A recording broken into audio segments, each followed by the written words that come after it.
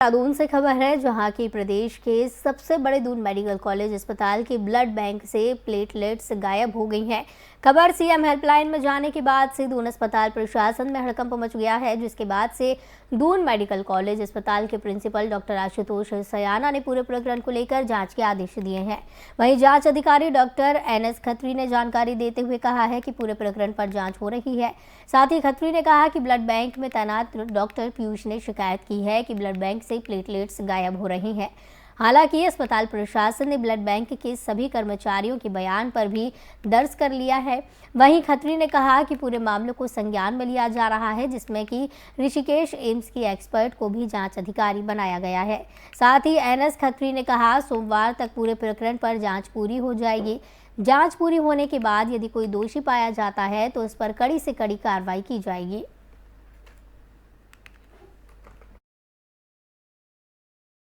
देखिए, एक जांच कमेटी बनाई गई है।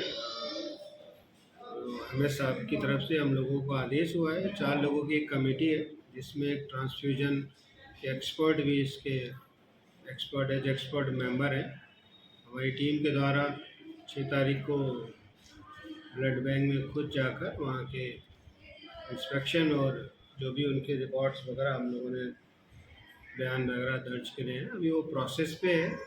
जब इसकी जांच की जो पूरी रिपोर्ट आएगी तो हमारी टीम जो है हायर अथॉरिटी को इसको सबमिट करेगी, तभी इसके बारे में बोला जाना उचित होगा।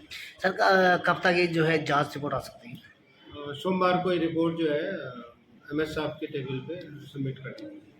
देखिए, एक जांच का मौसम की मार किसानों की परेशानियों को लगातार बढ़ा रही है। आलम ये है, जो किसान कर्जदार बनता जा रहा है, वहीं किसानों की उम्मीद अब सरकार से लगी है। अपनी फसल को इस हालत में देख देश का अन्नदाता बेहद परेशान है। किसानों का कहना है कि पहले जब बारिश की जरूरत थी तब बारिश नहीं हुई, और अब धान और गन्ने की फसल पककर तैयार है तो वे बेमौसम बारिश हो रही है, जिससे धान की फसल को 70% तक नुकसान है और गन्ने की फसल में 40% नुकसान है।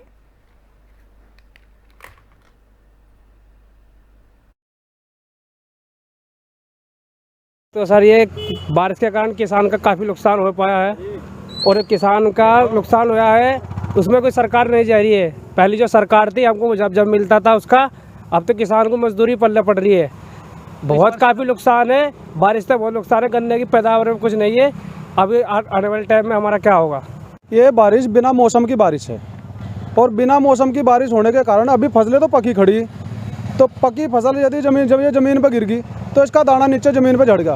तो इस बार किसान के पास में धान की फसल में सिर्फ फूस फूस खड़ा, दाना नीचे ज़मीन पर चला गया। ऐसे ही गन्ना जहाँ 50 क्विंटल का बीघा निकलना था, वहाँ 25 से 30 क्विंटल का बीघा ही निकलेगा, क्योंकि गन्ना भी गिर गया, उसमें मोड़ आएगा, तो उसके लिकड़ाने में भी बहुत कमी आ गई। शासन प्रशासन से अभी तक तो कोई मिल नहीं पाया, ना सर्वे हो पाया, लेकिन भविष्य में हम उम्मीद करते हैं कि शासन प्रशासन किसानों की तरफ देखे और उनके लिए कुछ न कुछ अच्छा करे। तो सर, ये 2 दिवसीय रुद्रप्रयाग जनपद प्रवास के दौरान मुख्यमंत्री पुष्कर सिंह धामी रविवार सुबह भ्रमण पर निकले। उन्हें इस तरह देख हर कोई हैरान रह गया। इस दौरान सीएम धामी तिलवाड़ा केदारनाथ मार्ग पर स्थित स्थानीय व्यावसायिक प्रतिष्ठान पर पहुंचे और यहां स्थानीय लोगों एवं क्षेत्रीय जनप्रतिनिधियों के बीच चाय के साथ चर्चा की। सीएम धामी को इस तरह अपने बीच पाकर लोगों में भारी उत्साह नजर आया। रुद्रप्रयाग दौरे के दौरान भारी बारिश के बावजूद सीएम सैर पर निकले और स्थानीय लोगों से बातचीत की।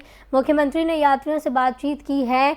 पूरी ढाबे में कार्यरत विजय पवार से बातचीत की। सीएम धामी ने रुद्रप्रयाग जनपद के त्रिस्तरीय पंचायत प्रतिनिधियों और निकाय अध्यक्ष व सभासदों को संवाद करते हुए कहा कि हम सब जनप्रतिनिधि जनता के प्रति जिम्मेदार लोग हैं। हमारा दायित्व है कि अपने कर्तव्यों का निर्वहन पूरी ईमानदारी, निष्ठा और मनोयोग से करें।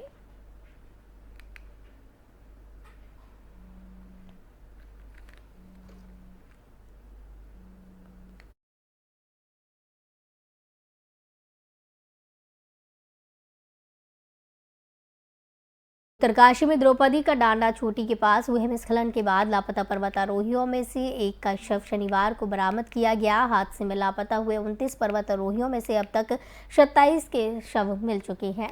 वहीं शनिवार तक 7 पर्वतारोहियों के शव उनके परिजनों को सौंप दिए गए। नेहरू पर्वतारोहण संस्थान के मुताबिक NIM के 29 पर्वतारोही चढ़ाई के बाद लौटते समय 4 अक्टूबर को 17,000 फुट की ऊंचाई पर द्रौपदी का डांडा द्वितीय चोटी पर हिमस्खलन की चपेट में आ गए।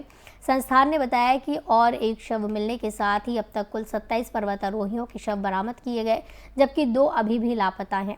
संस्थान ने बताया कि 4 पर्वतारोहियों के शव उत्तरकाशी में ही उनके परिजनों को सौंप दिए गए। वहीं असम, मेघालय और उत्तर प्रदेश में 3 पर्वतारोही प्रशिक्षुओं के शवों को देहरादून में जॉली ग्रांट के हिमालयन अस्पताल में भेजा गया, जहां से उन्हें उनके घरों तक ले जाया जाएगा।